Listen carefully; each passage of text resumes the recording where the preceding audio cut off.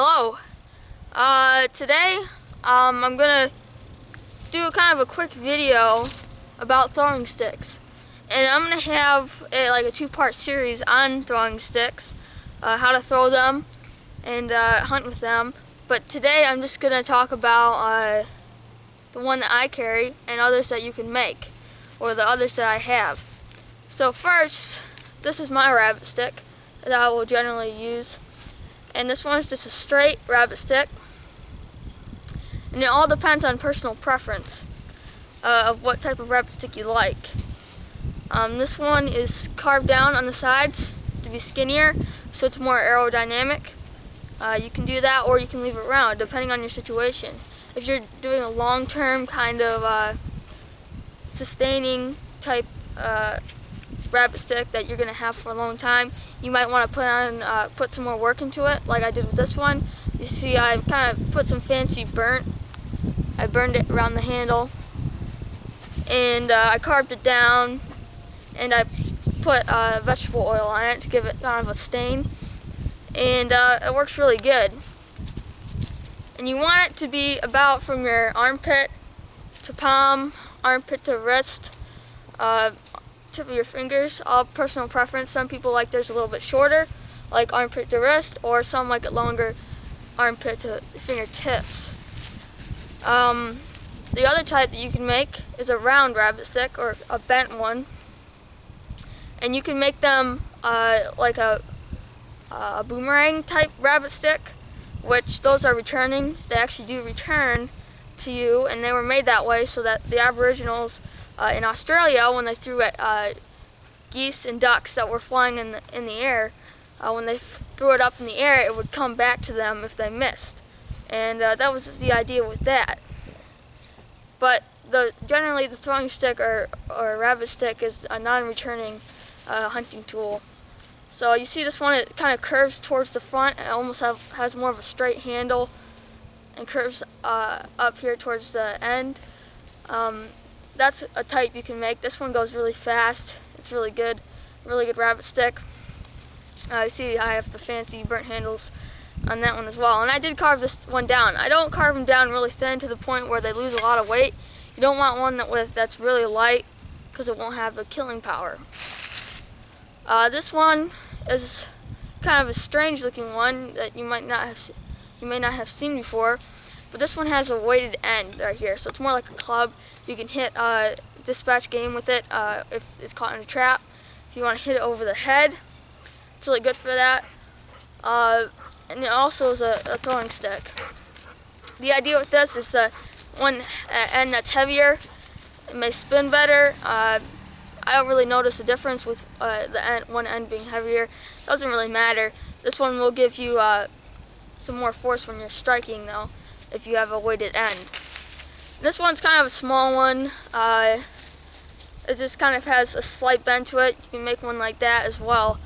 But the one I carry is a straight stick. And the idea with a straight stick is that it does usually fly faster than a bent stick many times. That might not be true in all scenarios, but a lot of people like the straight sticks,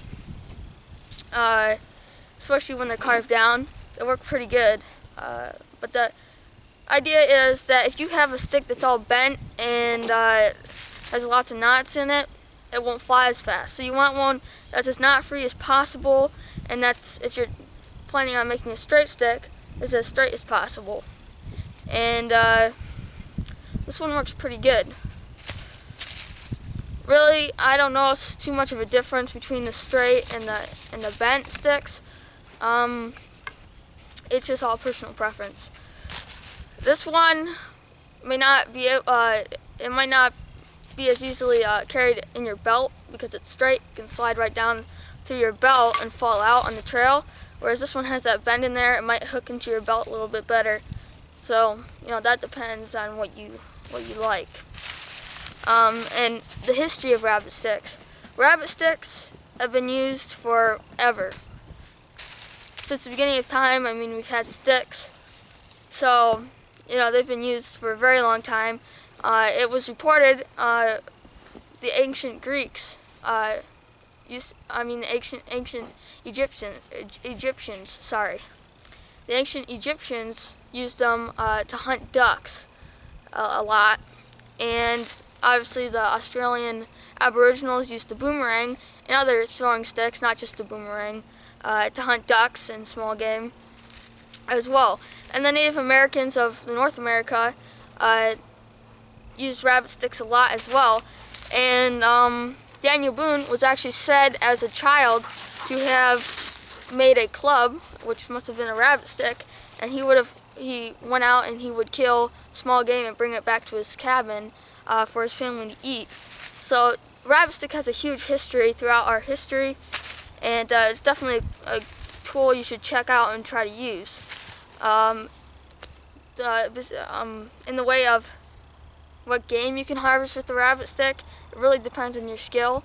You can hunt small game, which is the general use, squirrels, rabbits, things like that, but actually Native Americans even used them to take down things like deer and antelope.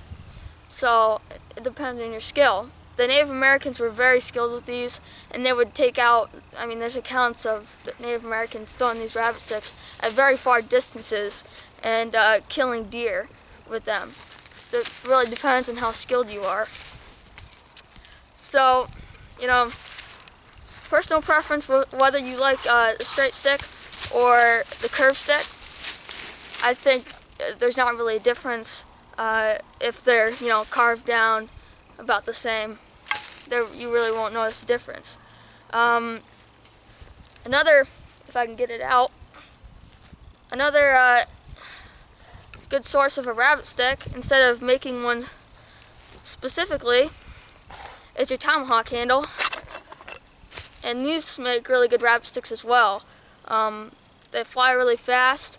One thing though, if you're planning on using your tomahawk as a rabbit stick, I would not suggest having a lanyard hold in it, because when that's flying through the air, that will make kind of a whistling noise and make more noise when it's flying through the air. So these do work really good though. Definitely something to think about. If you have an extra tomahawk handle, that works really good too. So this is just part one of my series on throwing sticks.